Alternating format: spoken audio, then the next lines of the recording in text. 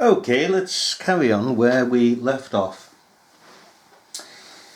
We live in a world that is deceptive, deceitful, sinful, fallen, rests in wickedness. The prince of this air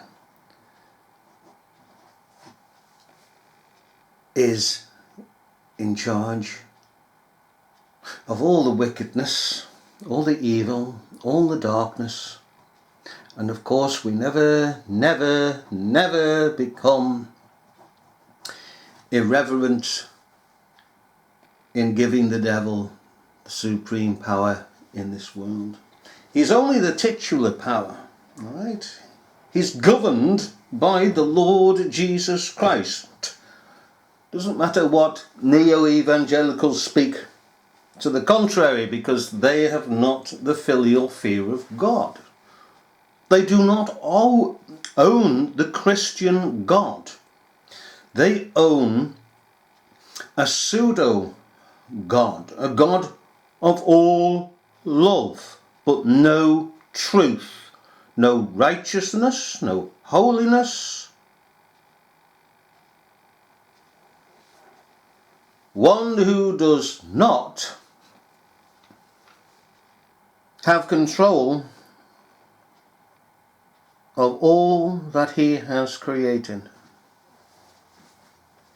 And we can go on and on about this titular God that neo-evangelicalism promotes, the lawless God. You see, in its gospel there's no law. The gospel contains law and grace. Revelation 14 verse 7 and 8 shows us what the gospel is. The gospel of salvation. Alright, now we carry on with the delusion of this world. You know, we've had Tunisia. That was a false event created by man, as man has created his own little world, so he creates these things. And there are those who profess to be the children of God, and indeed many are the children of God. But unfortunately they take these incidents as real because the media says they're real and governments say they're real. So we're taking the media and governments as being honest. Since when have they been honest? Well, why would they report these things as false? Because simply look at the object behind them. And in this case, it's ISIS, alright? They've got to give a body, flesh, blood and bones, to this created, mythological, terrorist group. And even if it means getting footage, film footage from somewhere, and then readdressing that film footage as ISIS terrorist soldiers in the back of a vehicle or in a plane, rather in a wilderness. The media and the government will go to any lengths to try and deceive us. And of course God has given government and the media over to deception. We remember, if we are alert, the Boston bombing, where all the bolts came out of those pressure cookers, 2 pressure cookers, and ripped off the limbs of the spectators. Now there were no limbs found, so how could they have done that? Secondly, all the footage, most of the footage was taken before the event happened. If you look at the footage, go back and look at the footage, the seating hasn't been put in place. Thirdly, it's a marathon. What did they do with persons that were put into wheelchairs, these crisis actors? Well, they pushed them, ran them up and down the road in various directions. You see, the media is telling us, by way of this joke, that there was a marathon of wheelchairs because there was a marathon of runners. And how can you get persons being injured and having limbs so-called torn off, limbs that don't exist on the pavement or anywhere, days before. How can you have photos of them taken days before? Tunisia, beach massacre, again. Young chap posted in, or painted in, rather pasted in, to a piece of footage, a photograph, on the beach. They didn't film it on the beach that instant, because they couldn't have added him in, because behind, you see, there was these beach combers. All right, if they'd have filmed it, they would have been going on around about their own business, which they were. You can see from the background, people pointing out directions to others on mobile phones. They're just basically getting on. But you see, when they do a photograph of it, they take a photograph and then they go, we can add this chap in here. So they superimpose this so-called gunman in the footage. You see? Then they can say, the persons behind are forming a barricade so that the chap doesn't get to the hotel. Alright? You see how cunning it is? They hadn't formed the barricade, as I say. They're on the mobile phones, they're giving directions, and just kept carry on with business. Then the media got caught. People were saying, well, the hotel is in front of the gunman. Why weren't they withstanding the man, the gunman, in the front? Media got stuck. So then it changed its story, that it was another hotel that the gunman would try to get to, and that this wall of people, in fact there was no wall of people, they were just scattered all over the place, the wall of people stopped him, hotel workers. And they write up, this witness was there and this witness was there, etc. Oh, this person witnessed it and this is the truth now. They've altered it. And yet no noggin turns around and says, hang on a minute, he's just shot 28 innocent persons whom he does not know on the beach, and yet he doesn't shoot these. No person on that beach, okay, if we follow the story, ever said, hang on a minute, I'm a Muslim. He just opened fire, bang. There could have been Muslims there. Then, of course, when he supposedly faced this hotel workers who supposedly formed the barricade, which, as we say, clearly didn't, he didn't shoot them dead. And the media tries to then introduce, because they said they were Muslims. And we're played. Now, it's the same with the airplanes. Notice the airplanes that come down? It's all for ISIS, all attached to ISIS, ISIS, ISIS. They've got to give a body to this fictitious group. The plane in Sinai. Alright, well, how many persons looked at that and said, oh, ISIS, ISIS, ISIS, blew up the plane, people dead. Well, there were no bodies, there was no luggage. And what is more, pardon me, there were two tail fins on site. A plane only has one tail fin, a passenger plane that is, only has one tail fin, but there were two tail fins on site. One where it should have been, further down the fuselage, and one at the cockpit. So what does that tell us? When we see the aerial photographs of this, we also see wide-bodied vehicles had been on site. Therefore, the conclusion is that all this wreckage was delivered from a scrapyard and presented by the media and government as being a plane shot down. Simple as that. Idiots, of course. Or they ran out of time, didn't brush the surface of that part of the desert. Because as soon as the camera came from above in that helicopter, of course it had an eagle's eye down towards the ground, and it popped up. You could see all the tyre tracks of wide-bodied vehicles, and of course two tail fins. Nobody noticed, idiots. We're being played. Viciated, that was another one, didn't exist. It didn't exist. Now some will say, well, this is rather worldly. This isn't Christianity. Well, that's a neo-evangelical speak, isn't it? Tell me something. What are we supposed to do? Are we supposed to tell the truth to our fellow man or tell lies? Well, of course we're supposed to tell the truth because we are of the truth. We should live the truth. We should honour the truth because it all reflects towards the honour of God. So why is it that these persons object to the likes of myself, deem me as the enemy of Christianity, when I speak the truth?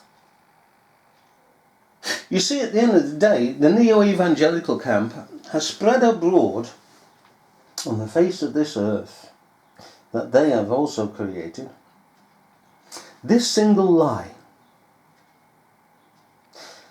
that salvation of the soul is the most important aspect that should be concentrated on. You see, what they have done, these devils have done, is to say this, and then everybody's emotions go, yeah, and they focus on that centrally, and then of course the devil has his way. How does he have his way? Simply by the Christian going, there's no election of God, there's no church of Jesus Christ with Jesus Christ at Calvary, so no church was crucified with Christ at Calvary, no church rose for justification at Calvary, so Paul cannot say, I was crucified with Christ, and if ye be risen with Christ, that can't be said anymore. You see? So we concentrate on saving souls, as neo-evangelicalism says, but the souls were already saved at Calvary, in fact in eternity, because the Lamb was accounted as slain from the beginning, from the foundation of the world, for those in the Lamb's book of life. So what is the duty of the Christian? Well, it's not to save souls, because it cannot save souls, and decisions do not save souls, and as we say, every soul has been elected and saved to be the true Israel of God, in the hands of God according to the decrees of God.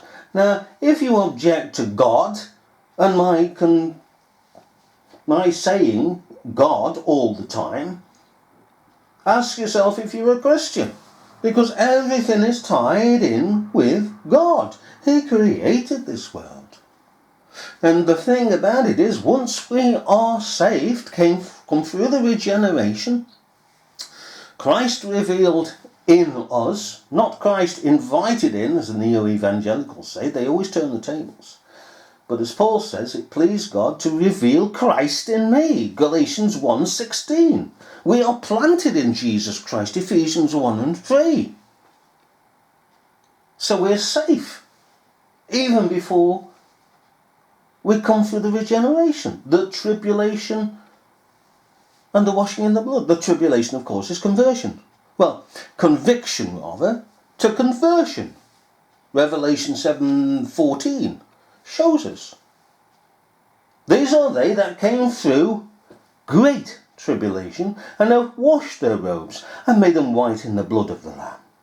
And the neo-evangelical millennialist will say, oh, there it is, the great tribulation. Yes, but hang on, dear boy. Everybody that goes through this tribulation that you're saying here and adding the word the is saved, because they're washed in the blood of the Lamb. Huh? You see, once we are saved, we are then to have our minds to be transformed, renewed, because of all the filth and the dirt and the degradation that it's gathered through our time before regeneration, before we came through into the kingdom of God, out of the kingdom of the devil. So we have to have it renewed. Now, how can we have it renewed if we're sitting in front of the goggle box, the TV? You can't. Being taught the lies. We're supposed to point out to the world, by a renewed mind and understanding, how the world itself is fooling the world. Now, to finish on this, there are those here now that are criticising me, and they can do so, that I have mentioned the lies, some of the lies of the world, okay? The deceptions, the Tunisia, the Paris bombings, okay, the Boston Marathon bombing, the airplanes. Oh, you shouldn't say those things because you're a Christian, yeah, blah, blah, blah. Should be saving souls and all this nonsense. Alright, but what do?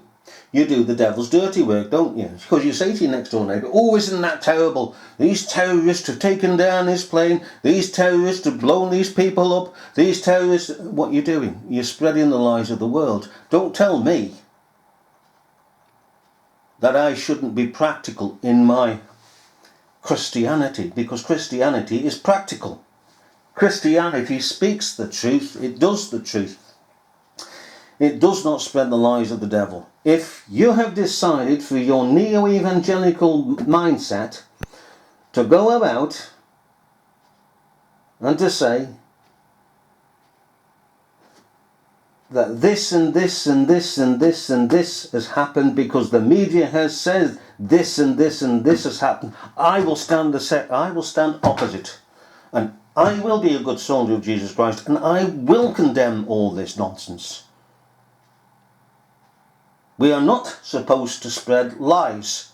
Lies means darkness. We are supposed to be lights set up on a hill.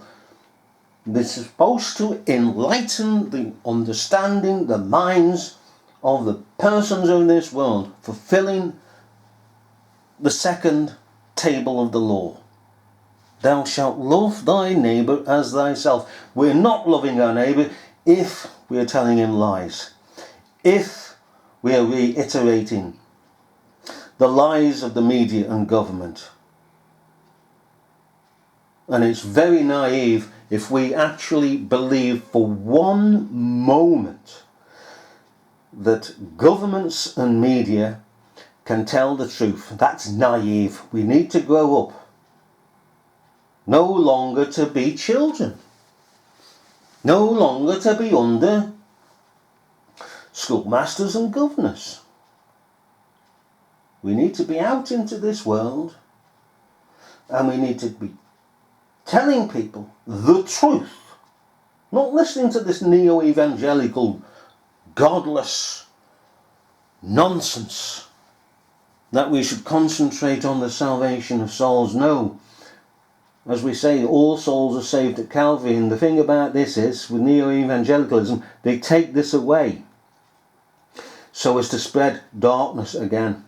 Because if we are concentrating upon the salvation of the soul, which is heresy in itself, because Christ has saved every soul that is to be saved, then we can't concentrate on anything else. We can't concentrate on everyday living and being observant to everything. And of course, with neo-evangelicalism, what is that lovely thing they like to do? I've faced them with this, and I'm sure others have. Concentrate upon the salvation of souls, don't deal with this world, blah blah. And the next minute they're down the road and they're spreading the lies. Oh, look, this terrorist group has blown up this plane, this terrorist group has done this, oh, it's a wicked world, all these terrorists, and how we're going to deal with these terrorists. And you go, well, you are a hypocrite. A hypocrite in religion. Are you a lamb or are you a goat? You're doing the devil's dirty work. Either be one thing or another. If you profess to be righteous, be righteous. If you profess to be holy, be holy. If you profess to be a devil, be a devil. Double standards does not make a Christian.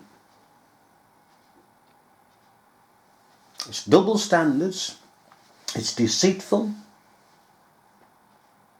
deceptive. It's lying, first of all to yourself, and then to others. No man in this world professing Jesus Christ should ever be a hypocrite. Double-tongued, double-minded hypocrite. Saying one thing, then doing another. And what happens? What happens when these boys turn up to us and say, oh, you should be concentrating on the salvation of the soul? Right, so it's not a divine act of God then. Oh, no, it's a decision. Right, so therefore then, what you're doing, again, is speaking not only the lies of the devil, but promoting the kingdom of the devil, the kingdom of darkness, by turning us away from enlightening people as to the truth, that they shouldn't believe this and they shouldn't believe that, but they should believe this and they should believe that. We are supposed to instruct the world. We're supposed to be lights of the world. But neo-evangelicalism fights its corner. It won't give in. Aye, because it belongs to its father, the devil. And of course, who is at the top of all this? Where does the devil sit? Papal Rome. All roads lead to Rome. The doctrine of neo-evangelicalism is Roman, papal Rome. Simple as that. Simple as that. The doctrine and all a lot of it. We are supposed to deal with the world. We're supposed to go into supermarkets, into shops, and we're supposed to examine things to see if they are worth the price that is put on them. If they're of good quality, if the food that is there presented to us is fit to be eaten, if the businessman can be trusted, so on and so forth. So why is it that when we come to the media and to government, that they entice us in? We don't stop and question. We don't take the stand. Hang on, we're on the side of truth, in the field of truth. That lot are not with us. They are opposite. They're in the battleground of lies and deceit. Why are we drawn over to them? Ask ourselves. And we need to sit down, those that can, because we all have busy lives, but those that can sit down and examine these things, examine the events of the day as Christians, as those that should have the light of God in them. Those that are mature in the scriptures, who are practical Protestants, not just academic Protestants. Both go together. One without the other is an imbalance. We have to be discerning, alert, aware in practical situations and of the world around us, because it is a deceitful world, and God has judged this world and man, and has sent the world and man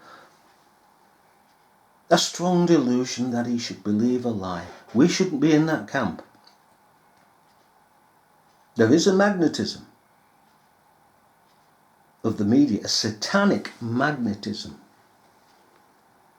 and of the government. That's a satanic magnetism as well, and it draws people in, draws them in, and people feel led in to this enchanted world, to stand upon an enchanted ground and to believe what government and media are saying. And they will then, or we will then, say the same things as the government.